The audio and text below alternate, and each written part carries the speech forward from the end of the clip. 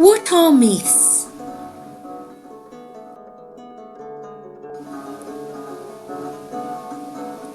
Myths are stories passed down through the generations since the prehistoric times, especially during the Neolithic or New Stone Age hunter-gatherers, roughly around 7,000 to 3,000 BC, and later on during the Bronze Age, a period spanning roughly between 3,000 and 1300 BC, up to the Iron Age from 1100 BC.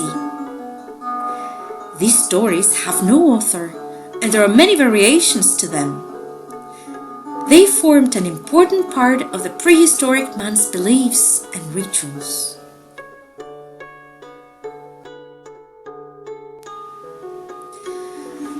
Some supernatural entity always plays a role in them.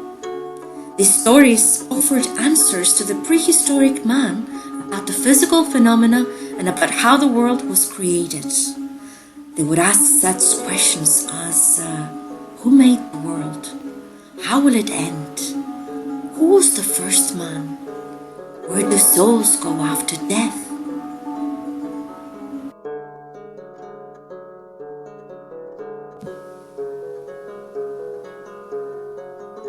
So the prehistoric humans, even as far back as the Stone Age, were quite a bit thick-haired, but certainly not thick-headed. They would observe the natural phenomena in their own behavior, would scratch their head, move their disheveled hair, and dare to ask a few questions.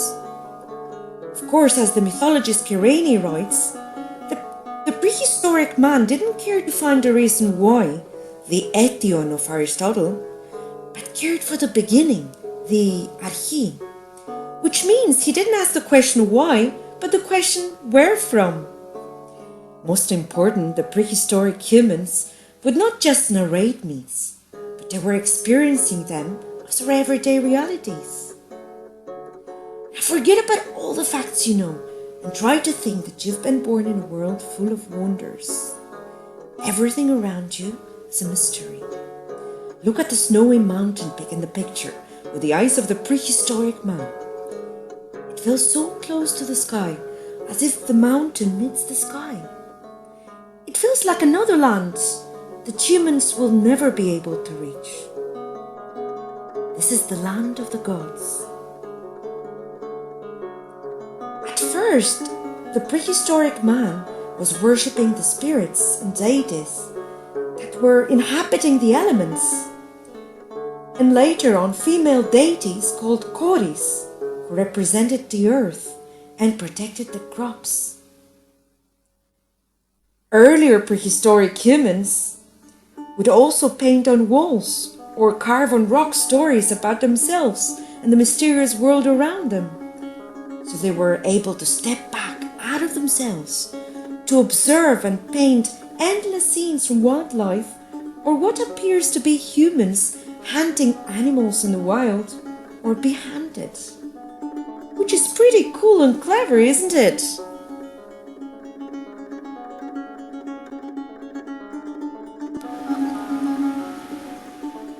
With the invention of writing and the beginning of the recording of history, myths will be evolving and adjusting to the rituals and the discoveries of each society.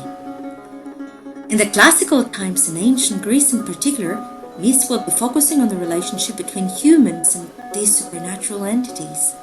These myths have by now been recorded, and so humans in these times are starting to raise more questions about their connection with the world within and around them.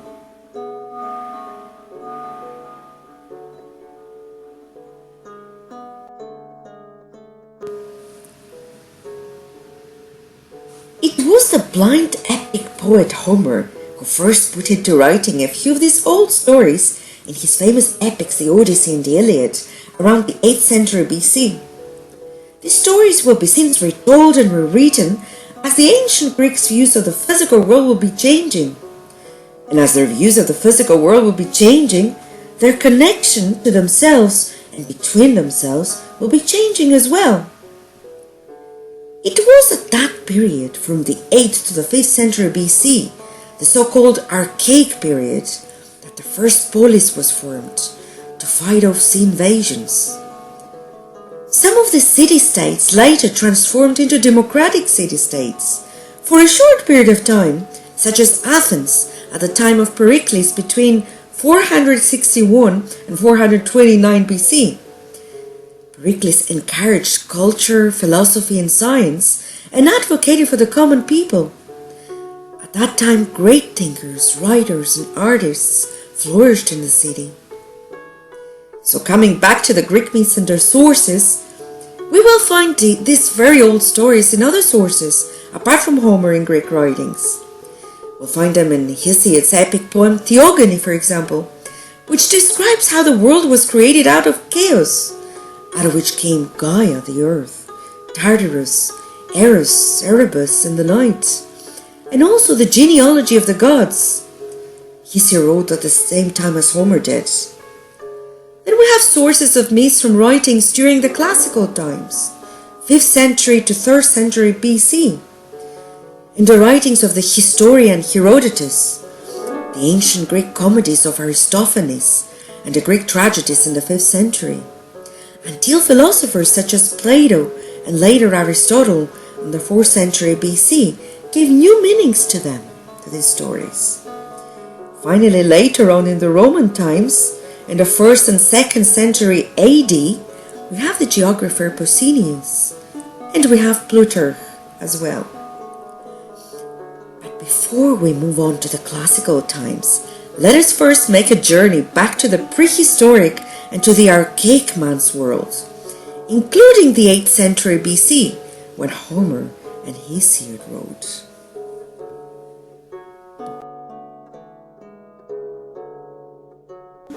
Greek myths. Greek myths from the prehistoric times and the Homeric age. The Homeric age is the Greek Dark Ages from the end of the Mycenaean palatial civilization around 1100 BC to the first signs of the Greek polis city-states in the 9th century BC.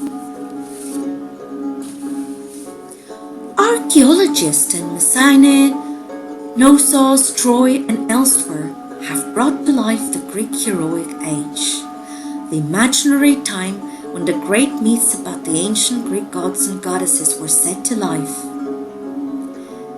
They discovered artifacts that date back to the Bronze Age 3000 to 700 BC and have offered evidence to us that all the Greek myths and epic poems we all have so many times read about carry the traditions of a Bronze Age society and may refer to actual events of that time.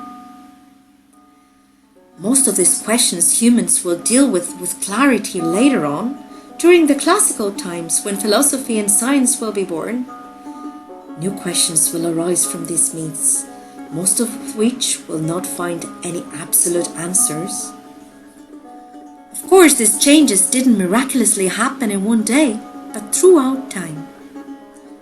Here are a few versions of Greek myths with roots in the prehistoric and Homeric times, and a few questions that gradually arose.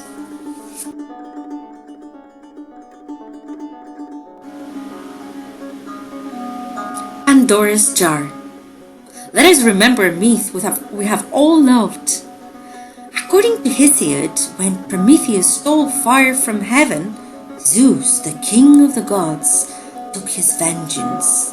How? Well, he decided to present Pandora to Prometheus' brother Epimetheus. Pandora opened the jar left in her care, which contained sickness, death, and many other evils, which were then released into the world.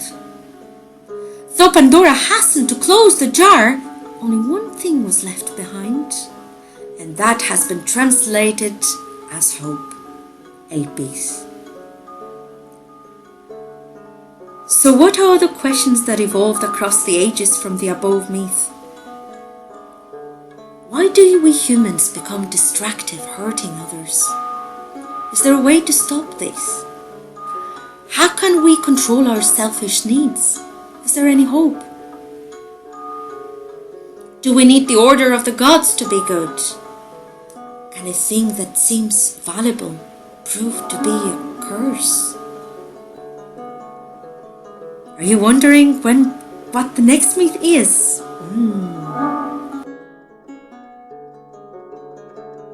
Myth of Icarus' Fall. Icarus was the son of the famous craftsman Daedalus in Greek mythology. His father was the creator of the Labyrinth, a huge maze located under the court of King Minos of Crete, where the Minotaur, a half-man, half-bull creature, lived. In order for the secret of the labyrinth to be kept, Minos had imprisoned Daedalus and his son Icarus in a tower above his palace. But the skillful Daedalus constructed wings for both of them, made of feather and of wax. With these wings, father and son attempt to escape from Crete. As they're flying above the Aegean, Icarus' father shouts a warning at him. He warns him that he shouldn't fly too low nor too high, so that the sea's dampness doesn't clog his wings, nor the sun's heat melt them. He warns him not to commit hubris, not to challenge the gods by trying to become one, or by trying to go to excess. But Icarus ignored his father's instructions not to fly too close to the sun, and the wax in his wings started to melt. Icarus tumbled out of the sky and fell into the sea, where he drowned. And the archaic man's questions in this myth. What will happen if we attempt to fly too high up, too close to the sun? The question is still hovering inside the head of the modern man. What happens every time we attempt to fly too high up, carried away by our own pleasures? Rather obvious to the 21st century man, but have we learned everything from this myth?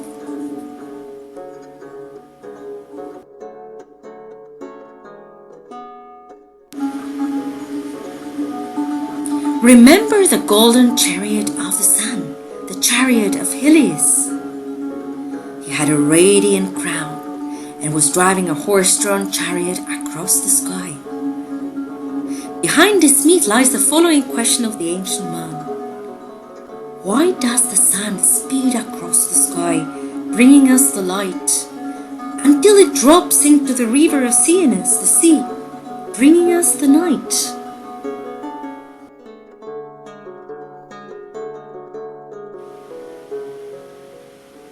And here we have the myth of the abduction of Persephone by Hades, her stay in the underworld during winter and autumn, and her return to her mother Demeter, the goddess of the earth, in spring and summertime.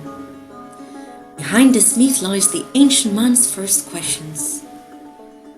Why does the earth periodically bloom, and gets barren for a while to return to its bloom once more? Why do we have the seasons? And here's a question for us. When do you think the prehistoric man began to actually feel and recognize the seasons in their own lives?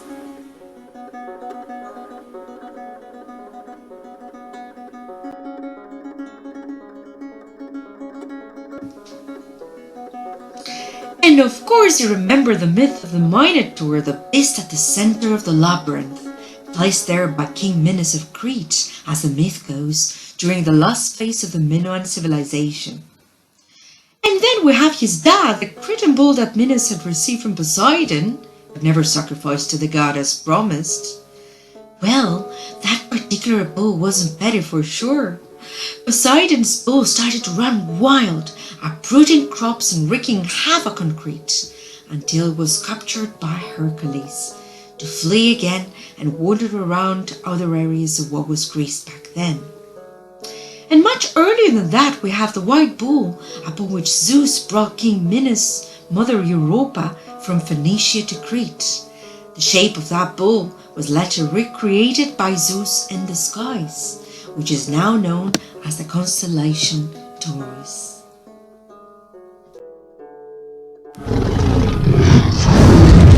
Which could potentially be the ancient man's questions that the above myths presents to us? Oh, why does the earth under our feet shake? And why does this rough roar come from?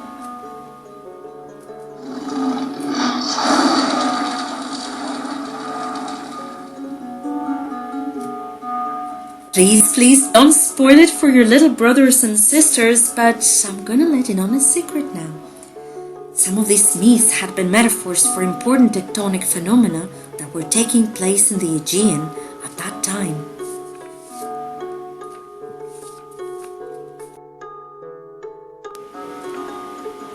The prehistoric man who lived in the Aegean witnessed cosmogonic climatic and geological changes that had already started after 18,000 BC because of the rise of the Earth's atmospheric temperature. They reached their peak between 14,500 and 12,500 during the last glacier period. Imagine that whole cities that are nowadays buried 125 meters into the depths of the Aegean Sea used to be up on the surface at around 18,000 BC. The myth of the Deucalion and Pyrrha, the Greek version of the biblical flood story of Noah's Ark, actually dates back to those times. Deucalion was the son of the last Titan god Prometheus. According to Hesiod, Prometheus, who was the one who together with Athena created man, soon came into conflict with Zeus. When Zeus had decided to destroy the corrupt mankind, seeing they were returning greedy and disobedient to the gods, Deucalion and his wife Pyrrha consulted Prometheus and decided to build an ark. They were the only ones among the humans that were considered by the gods to deserve to live. The rain and the thunders lasted for 9 days and 9 nights, drowning that generation of men, except for those who had fled up the mountains and Deucalion and his wife. According to the myth, they possibly landed on Parnassus Peak, and as soon as they saw the level of the destruction in the world, tears poured from their eyes.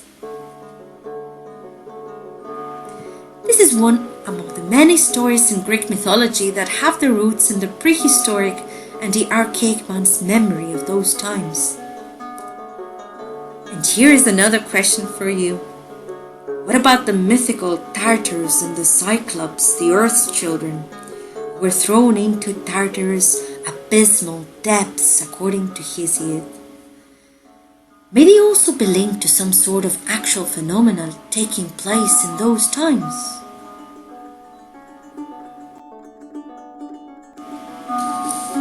Now for the real mythology worms. I beg you remember the monster Typhon, whom Zeus had buried under Mount Etna in Sicily. A giant lava was threatening to burst open the earth's crust, sending fumes across the earth, until Hades showed up and placed some order, setting the proper boundaries between the two worlds, the upper world and the underworld. So what could this myth represent for the prehistoric man who was witnessing such a volcanic activity in the area? Okay, let's take it easy now and crawl back to the upper world. The world of rocks, trees, rivers, and caves. Do nature's spirits live in them? The ancient man would wonder. Let us remember the Nymphs, the spirits of springs, trees, caves, and the sea. Also, Nereids, the sea nymphs, the Dryads, and Dryads, the tree nymphs. And then there were the Satyrs of the woods, part human and part animal.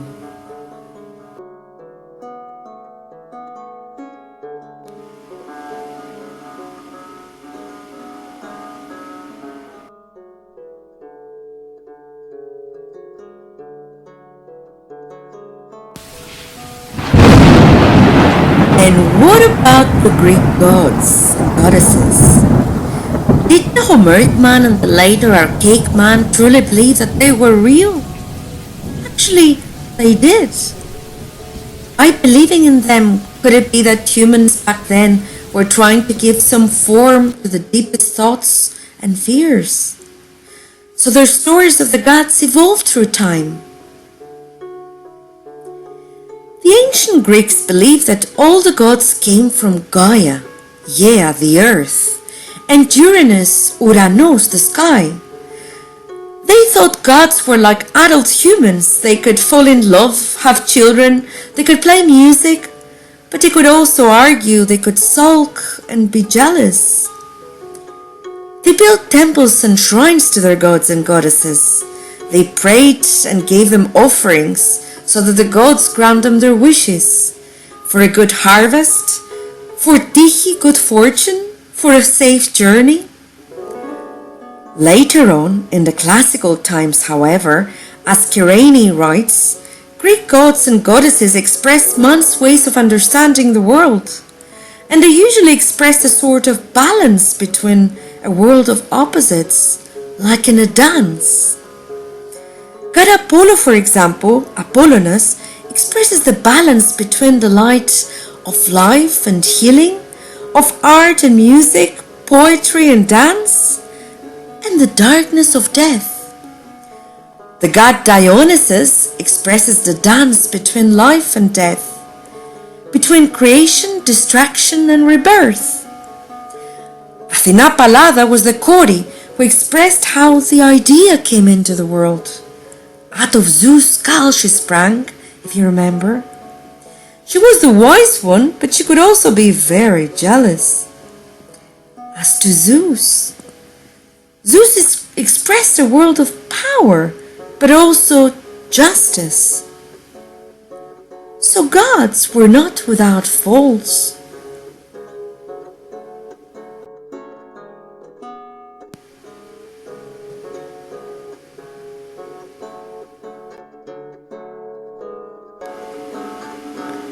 And who can forget the ferocious Hades, the god of the underworld?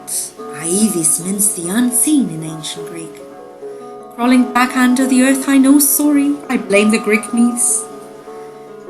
Is this god for real? Did the archaic man believe that this was a physical realm that truly existed? Well, in classical mythology, Hades was also called Plouton, which means wealth in Greek. His realm is one of the precious metals and minerals buried deep into the crest of the earth. But most important, the place where seeds are incubating in darkness until they spurt out once more into the world of light to become flowers and fruit trees. In ancient Greek pottery, as the historian Kakridis writes, Hades or Plouton is often depicted near Demeter, the goddess of the earth, who is shown plowing, while he himself is holding an overflowing gigantic horn, and with this he's planting seeds into the earth. So farmers in ancient Greece would never forget to mention Hades in their invocations. Other times, he's depicted on ancient Greek pottery as god Dionysus himself. Despite all, Hades is a realm where every man, rich and poor, ends up to after leaving all material things behind.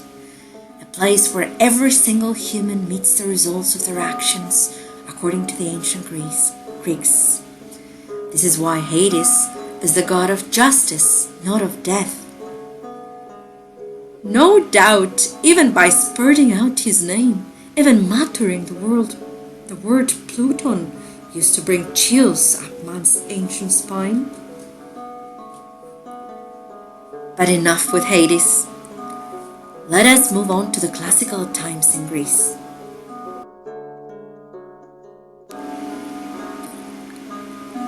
Times when Hades still took interest in human affairs, however in a different way. That was a time when humans and citizens of the Polis, the city-state, accepted in each other as equally valid, all the various ways of worshipping the gods. And finally, at a time when all these deities were actually expressing the different values of the polis. Indeed, competing hubris is still a very important concept, and it means doing anything in excess. And by doing things in excess, you will willingly or unwillingly cause harm to yourself and to the polis.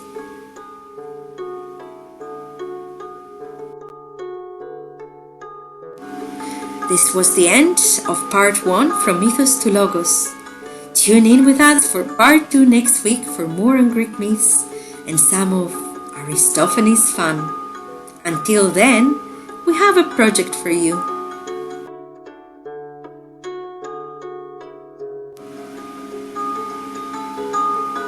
Think of similar ancient Greek myths and of all the varying questions that the bronze man and the archaic man had asked at different times, and why.